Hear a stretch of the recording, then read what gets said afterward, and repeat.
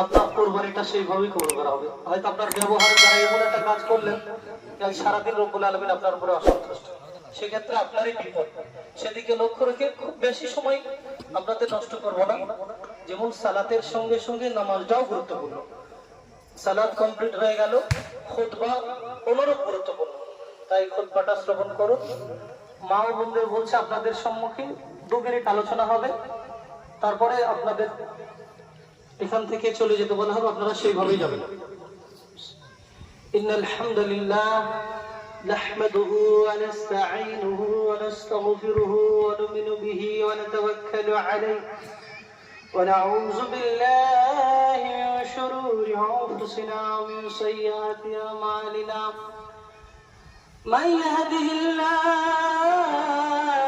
ফালা মুদিল্লা লাহু ওয়া মান ইউদ্লিল ফালা হাদিয়া লাহু وأشهد أن لا إله إلا الله وحده لا شريك له وأشهد أن محمدا عبده ورسوله أما بعد فإن خير الحديث كتاب الله وخير الحدي حدي محمد صلى الله عليه وسلم وشر الأمور محدثتها وكل محدثة بدعة وكل بدعة ضلالة وكل ضلالة في النار أرسله بالحق بشيرا ونذيرا وداعيا إلى الله بإذنه وسراجا منيرا. وقال الله تعالى في كلامه المجيد والفرقانه الحميد أعوذ بالله من الشيطان الرجيم بسم الله الرحمن الرحيم فصل لربك وانحر.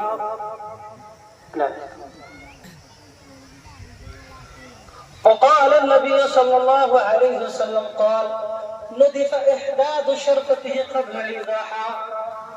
الحديث. وقال الشاعر قال خدا ارشاد نبی ہے قول خدا ارشاد نبی فرمان نہ بدلا جائے گا بدلے گا زمانہ لاکھوں مگر قرآن نہ بدلا جائے گا. উপস্থিত শ্রদ্ধেয় সম্মানীয় সমবেত ঈদের সালাত আদায়কারী সম্মানীয় মহারবুদ গ্রামবাসী, যে রব্বুল আলামিন আমাদেরকে সকলকে একত্রিত ভাবে জমাতবদ্ধ ভাবে ঈদের সালাত আদায় করার তৌফিক দান করলেন, সেই রব্বুল আলামিনের প্রশংসা করে শেষ করা যায় না। তাই আমরা একটি ছোট্ট বাক্য দ্বারাই বলে থাকি আলহামদুলিল্লাহ। তারপরে পরে আকে নামদার তাজদারি মাদানী আহমদ মুস্তাফা মুহাম্মদ মুস্তাফা সাল্লাল্লাহু আলাইহি সাল্লামের উপর শত কোটি দরুদ বর্ষিত হোক, সাল্লাল্লাহু আলাইহি আল্লাহুম্মা সাল্লি আলাইহি ওয়া বারিক আলাইহি। আমি সূরা হজ্জের একটি আয়াত তেলাওয়াত করেছি এবং রাসূলুল্লাহ সাল্লাল্লাহু আলাইহি ওয়াসাল্লামের একটি হাদিস আপনাদের সম্মুখে তেলাওয়াত করে উপস্থাপন করলাম। এই বিষয় দুটোকে বিশ্লেষণ করে আমি সংক্ষেপে আমার খুতবা করব। তার কারণ আমাদের জানতে হবে কোরবানি বিষয়টা কি। খুব সংক্ষেপে বলছি, কোরবানি সুন্নত বিষয়, কিন্তু কোরবানিটা আপনারা পেলেন কিভাবে? খুব সংক্ষেপে, ইব্রাহিম আলাইহিস সালামের সন্তান যখন দীর্ঘকাল হচ্ছে না, উনি স্বৈরাচারী শাসকের কাছে ধৃত হলেন। সেখানে স্বৈরাচারী শাসক তার কর্মকে সফলতা না করতে পেরে তাদেরকে একটা কৃতদাস দিয়েছিলেন বা দাসী দিয়েছিলেন কর্ম করার জন্য। সেই যার নাম হচ্ছে হাজেরা, তাকে নিয়ে আসার পর বিবাহ সম্পূর্ণ করার পর একটা সন্তান আসে, ইসমাঈল আলাইহিস সালাম। 90 বছর বয়সে চুল দাড়ি সমস্ত কিছু পেকে গেছে। অনেকে এবার কোরআনের আয়াত দ্বারা বলছে ফালাম্মা বালাগা মাহুস সায়া, যখন সন্তান দৌড়াদৌড়ি করতে পারে, হাঁটাহাঁটি করতে পারে, এরকম একটা পর্যায়ে আসলো। পরীক্ষা, ইমানের পরীক্ষা কাকে বলে? আপনারা যে কোরবানি করবেন আপনাদের তাকওয়াটা সেইভাবে নিয়ে আসতে হবে। কুরবানি যে করবেন, আপনি যদিও সন্তানের পরিবর্তে বর্তমানে পশু জবাই করবেন, কিন্তু আপনার আন্তরিক কাতরতাটা যেন সেইভাবে অনুভূতি আসে। তাই যখন সন্তান দৌড়াদৌড়ি করতে পারে, পুরো বিষয়টা বলা যাচ্ছে না 2-3 মিনিটের মধ্যে কমপ্লিট করব, তখন রব্বুল আলামিনের আদেশ হলো ছেলেকে কুরবানি করো। তখন উনি সৌদি আরবে এসে ছেলের কাছে ওই পরিস্থিতি, 9 বছর কি 8 বছর বয়স, দৌড়াদৌড়ি করে, ছেলেকে দেখে ভালো লাগে। ইয়া বুনাইয়া ইন্নী আরা ফি মানামি আন্নী আযবাহুকা ফানজুর মাযা তারা, হে আমার বৎস, আমি স্বপ্নে দেখছি তোমাকে আমি জবাহ করছি, কুরবানি করছি, এই ব্যাপারে তোমার মতামত বলো। নবী বলাই জবাব। নবীর ছেলে নবী, এরা কি মৃত্যুকে ভয় পায় নাকি? এদের নবী বলাই জবাব। কি বলছে? ইয়া আল মা তুমারু সাতাজিদুনি ইনশাআল্লাহু মিনাস সাবিরিন। হে আব্বু, আপনি যেটা স্বপ্ন দেখেছেন এটা তো রব্বুল আলামিনের হুকুম, রব্বুল আলামিন চাইছে আমি কুরবানি হই। তো আপনি যেটা দেখেছেন, ইয়া বাতিফ আল মা তুমারু সাতাজিদুনি ইনশাআল্লাহু মিনাস সাবিরিন, আপনি আমাকে কুরবানি করুন, আপনি আমাকে ধৈর্যশীল পাবেন। এই ধৈর্যশীল সাবিরের এই ভাষা থেকে অনেক তাফসীরের মুখে অলুন মেরে দিয়েছে যে ইব্রাহিম আলাইহিস সালাম তার সন্তানের হাত পা বেঁধে রেখেছিলেন, কত মিথ্যা। চোখে পটি বাঁধা হয়েছিল, কত মিথ্যা। মা তুমারু সাতাজিদুনি ইনশাআল্লাহু মিনাস সাবিরিন, আব্বু আপনি আমাকে ধৈর্যশীল পাবেন। যখন বাপ বেটা একমত হয়ে গেল, তাল্লাহুল জাবিন উপর করে শুয়ে দেওয়ার পর ওয়ানাদাইনা আইয়া ইব্রাহিম, ওয়ানাদাইনাহু আইয়া ইব্রাহিম, এখানে ওয়া শব্দ ব্যবহার করেছে। ওয়াটা তৎক্ষণাৎ ব্যবহার হয়, ওয়ানা সুম্মা বলেনি, সুম্মা মানে পরে, কাবলা বলেনি, এখানে বলেছে নাদাইনা আইয়া ইব্রাহিম। ছুরি যে অবস্থায় চালাবে সেই সময়, আর ইব্রাহিম তোমাকে সন্তান কুরবানি করতে হবে এটা আমি চাইনি, আমি এটা দেখতে চেয়েছিলাম তুমি সন্তান কুরবানি করতে পারো কিনা। ইব্রাহিম তুমি তোমার পরীক্ষায় পাস করে গেছো, তোমাকে কুরবানি সন্তান করতে হবে এটা আমার থেকে বাদেনি, আমি দেখতে চেয়েছিলাম তুমি পরীক্ষায় পাস করতে পারো কিনা। তুমি পাস করে গেছো।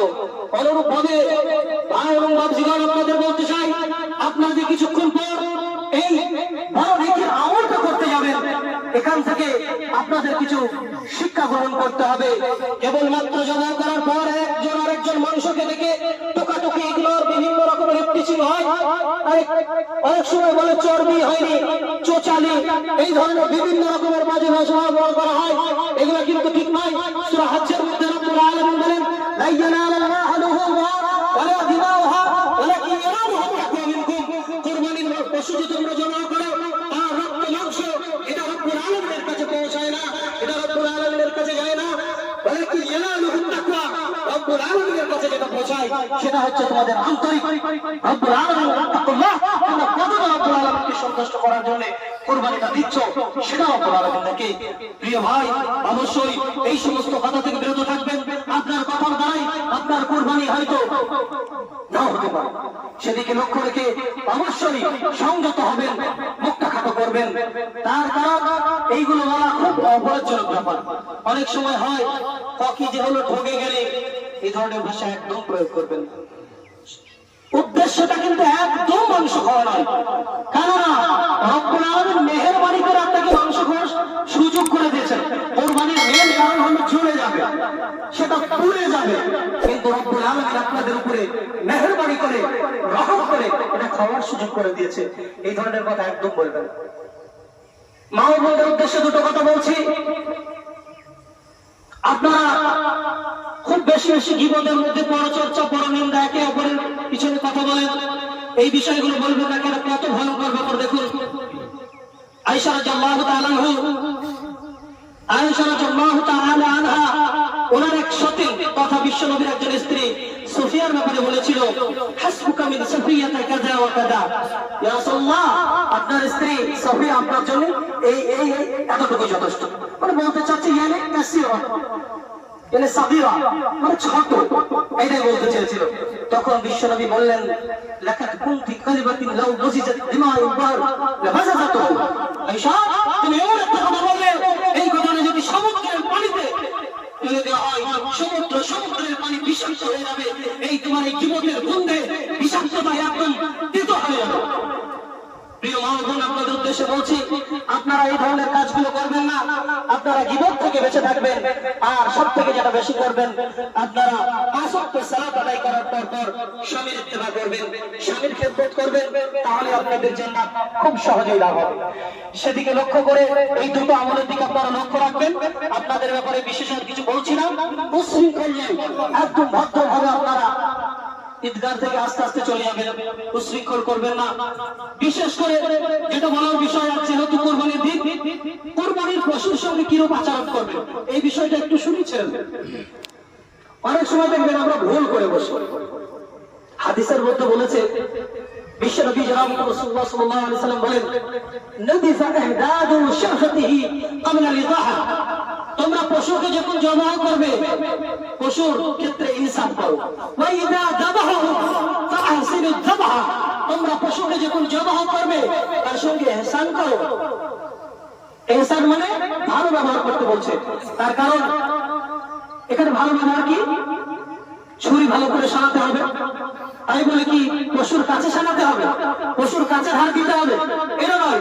বিশ্বনবী বলেন, লদিফা ইহরাদু শারফাতিহি ক্বাবলা আল-ইযাহা, তোমরা পশু জবাহ করার আগেই সেটাকে ভালো করে নাও, ভালো করে সানিয়ে নাও, যাতে পশু জবাহ করতে গিয়ে পশুটা কষ্ট না পায়, সেদিকে লক্ষ্য রাখবে। প্রিয় ভাই, ফসলি প্রথমে সালাত হলো, লিরাব্বিকা ওয়ানহার, এরপরে কোরবানি হবে। এটাই সঠিক বিষয়। আর একটা জিনিস চেষ্টা করবেন, নিজের কোরবানিটা নিজেই করবেন। আল্লাহ রাসূল নিজেই করতেন। আর যদি আরবিতে না বলতে পারেন, বিশেষ দোয়া বড় কিছু বলার দরকার নেই।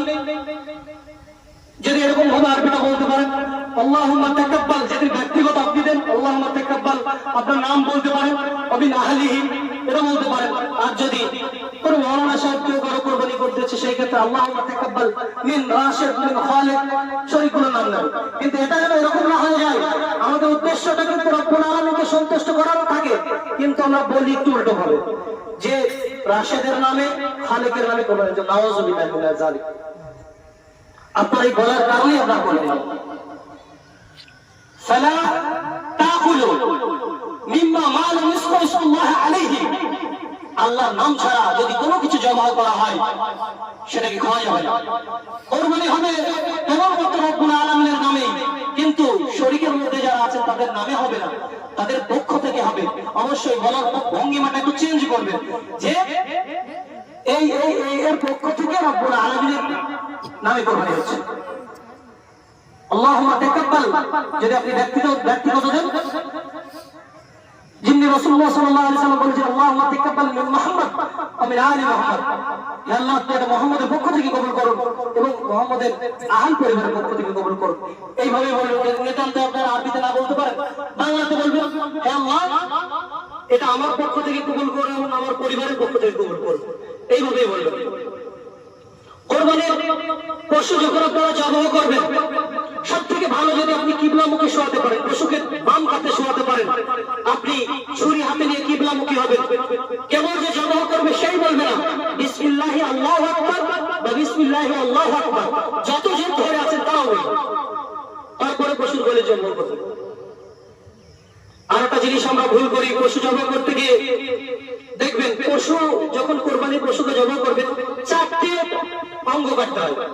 একটা হচ্ছে খাদ্যনালী, তারপরে একটা হচ্ছে শ্বাসনালী, এবং দেখবেন 2 সাইডে ফিতের মতো মোটা মোটা দুটো শিরা থাকে।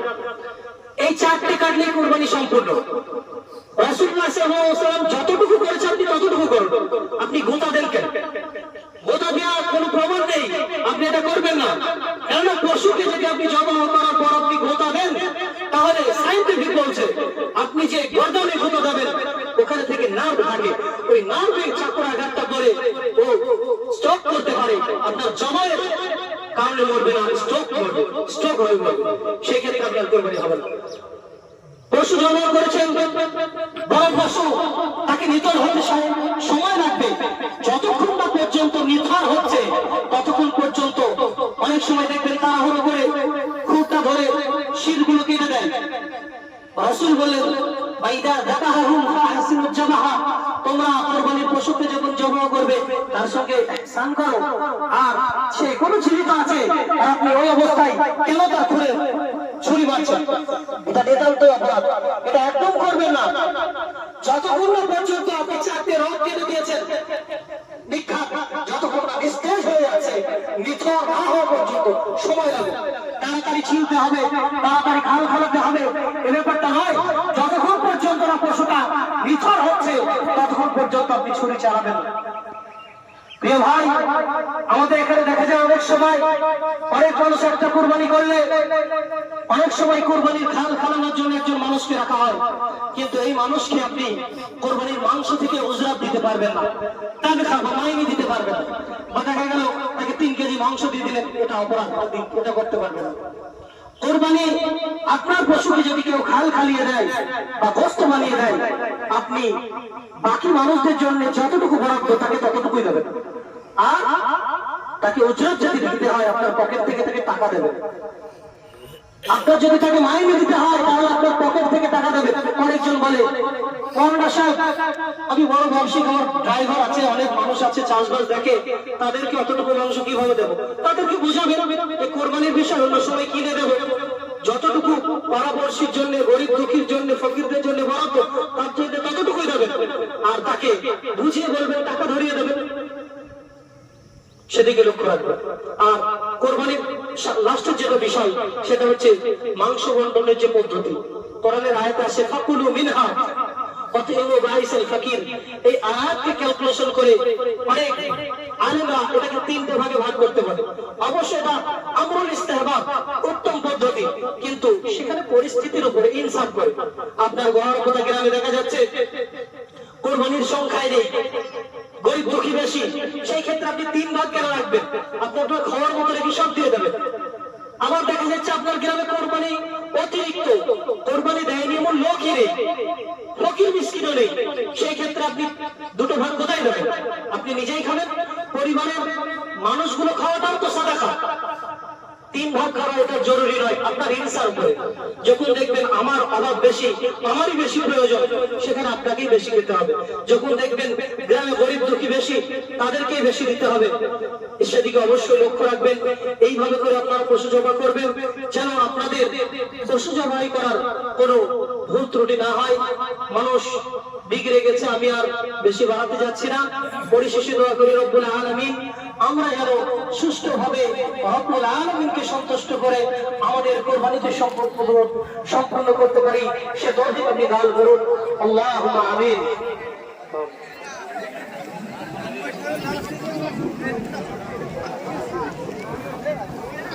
সুবহানাক আল্লাহুম্মা লা ইলাহা ইল্লা আনতা সুবহানাক আল্লাহুম্মা বিহামদিকা লা ইলাহা ইল্লা আনতা আশহাদু আন লা ইলাহা ইল্লা আনতা।